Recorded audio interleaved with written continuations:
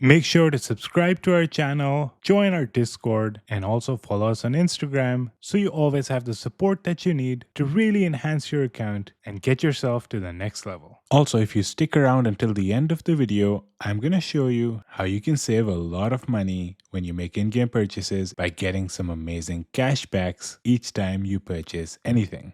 Hello everyone and welcome to another video of the Sky channel.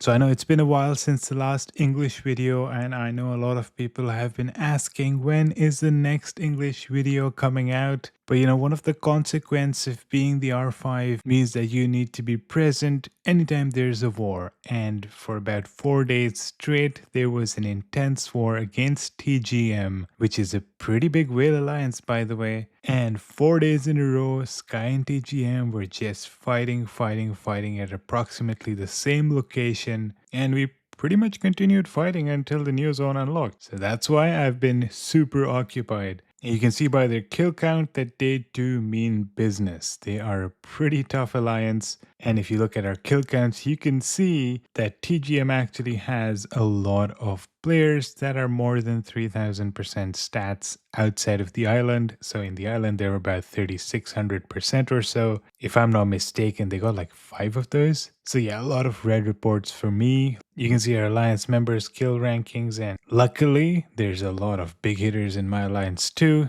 enabling us to sort of balance out TGM. But anyhow, this video is not about the island. I just wanted to let you know why I was so busy. Okay, so what I want to cover in this video is essentially a few things that I've learned over the 3 years of playing the game, and I wanted to share them with you so that you can make more informed decisions as well. First of all, it is going to be about the long-term investments that are going to last and hopefully will continue to last until the end game. As you can imagine, genetics like cells, genes, germs, fungi are stuff that continue to be relevant throughout time. And when I say endgame, I mean like even in the future. I don't think these things are going to get touched. I don't expect them to release a new cell. Don't get any ideas, Fairy, that makes the previous cell obsolete and you got to start over or something. The cells that are in this page, they continue to remain valid. So any investments you make in cells, genes, germs, and fungi remain completely relevant throughout. You're never going to be changing them around. You're never going to be like getting rid of an old cell to buy a new cell that just came out. Your investment in these cells, genes, germs, and fungi remain helpful throughout the game. So whenever you see any opportunities to get the items for this, for example, the dual store, the mine store, special ant dual store, the fungi store, and pretty much anywhere where you can buy items that can help your genetics, buy them because they're gonna last and you're never gonna be making a real mistake if you are investing in these. The same thing can be said about the Ascent, right? They are also going to remain valid and they're not going to get obsolete. Similar to that, I believe the Evolution Meteorite will also remain a long-term thing. So investment into your Evolution Meteorite is going to be lasting forever. Meaning it's not going to get obsolete, so it's always a good investment to try to get these into a good state. Same with the Ascent as well. And the third one I want to mention is the reforms. Same thing here. I believe these are going to last quite long. Now there are a few others as well, like the treasure that was unlocked as well as the mutations, but for mutation you have to assign them to a specific ant to be valid. But anyhow, the reason why I mentioned this as point number 1 is because of point number 2. There are certain investments that are short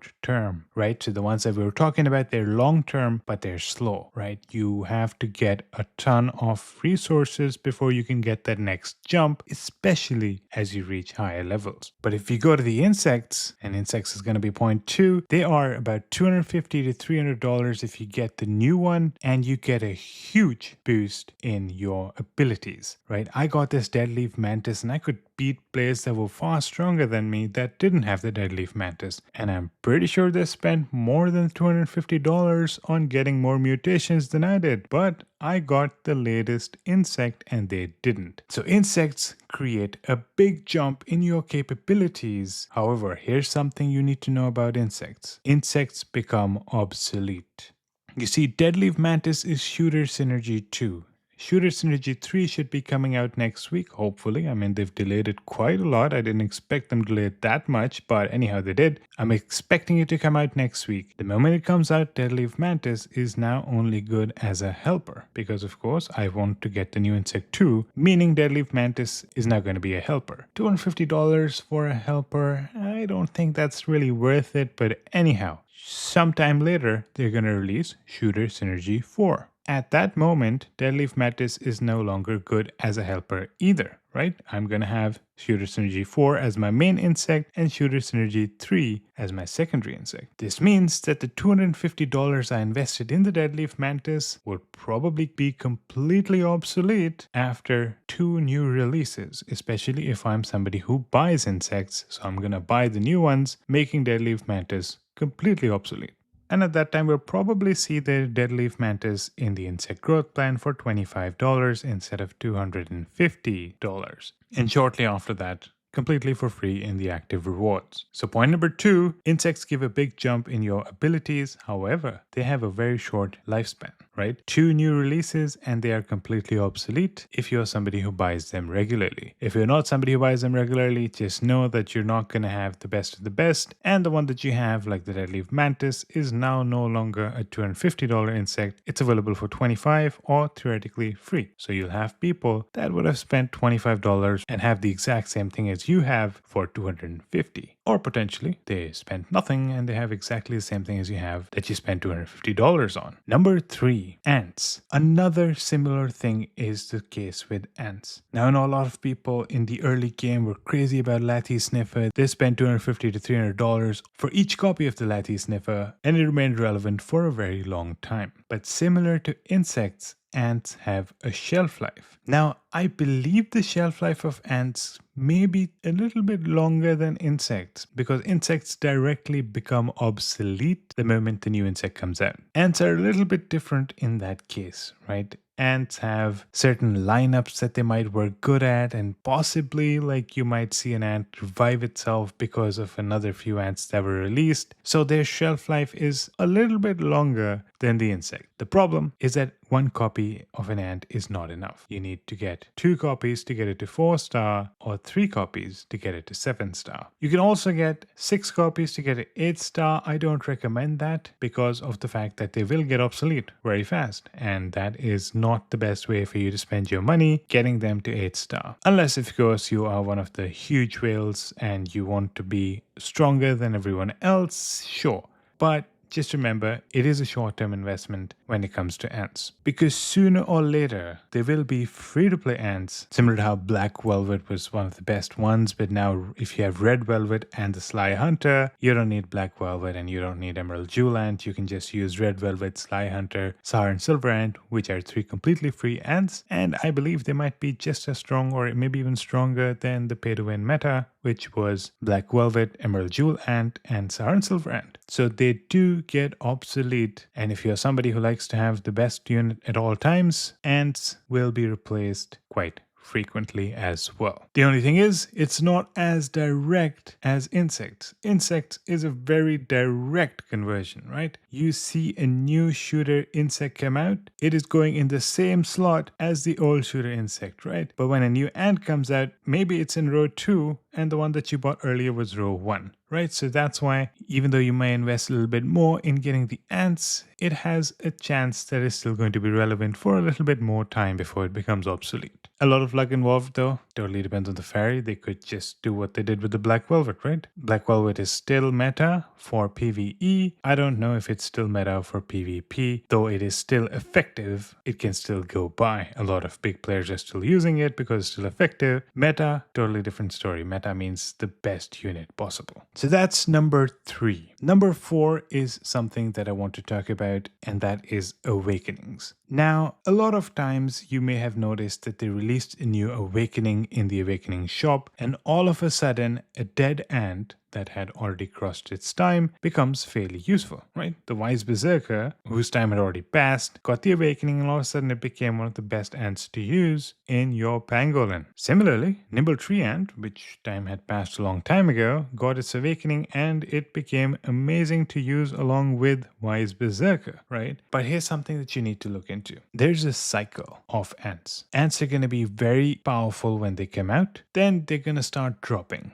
right? And the better ants are going to be out there. But before they completely become obsolete, they release the awakening of that ant. And all of a sudden, that ant becomes very useful again. And therefore, you start investing in getting that awakening to keep that ant more relevant and stronger. However, shortly after, the awakening also becomes obsolete. And at that point, the ant completely becomes obsolete. If you understand this, you understand how cycles work, right? When an awakening comes out, that's a sign that the ant is probably going to die sometime soon, right? It's a way of reviving a dead ant, but then that ant is going to die. Let me give you an example. The Nimble Tree Ant Awakening came out, and all of a sudden Nimble Tree Ant became part of the PvE meta for free-to-play players. Right? I made a video on that and it was completely valid. However, the Sly Hunter is also out. Of course, it's not very readily available. Very few people actually have it. But the moment you get Sly Hunter, I believe Nimble Tree Ant with its awakening is not going to be better than Sly Hunter. In fact, I believe that Wise Berserker, Sly Hunter, and Tar and Silver Ant is probably better than Nimble Tree Ant with awakening, Wise Berserker, and Tar and Silver Ant. Therefore, even with its awakening, the ant is already sort of obsolete, right? Because Sly Hunter is better than it. And the reason why I mentioned this is because you have limited Tower Snails, and therefore if you are trying to chase getting these awakenings as they come out and you want to get them, let's say, to all orange, by the time you get it to orange, there's a good chance that that ant is going to be getting close to obsolete. And then you'll have no Tower Snails when they release a new awakening that is probably going to make the other awakenings less useful, because that new one is probably going to be better than the ones that exist. For example, perhaps shortly they might release the Weaver Awakening, which might make the Nimble Tree Ant Awakening completely useless and make the Nimble Tree Ant completely useless altogether as well. So something that you should consider as a free-to-play player, especially on how you want to be spending your Tower Snails, right? If you will go all out on a specific one, understand that shortly that may not be the best investment. Where you can't really go that wrong is getting a single copy of each of these, because the first copy gives you a very large number of points that you can use in the Awakening Gallery, and that gallery gives you a bunch of stat bonuses. So regardless, you're going to buy one each anyway. What I'm asking you to do is to be careful on overspending too much on a single awakening unless you're sure of the value proposition,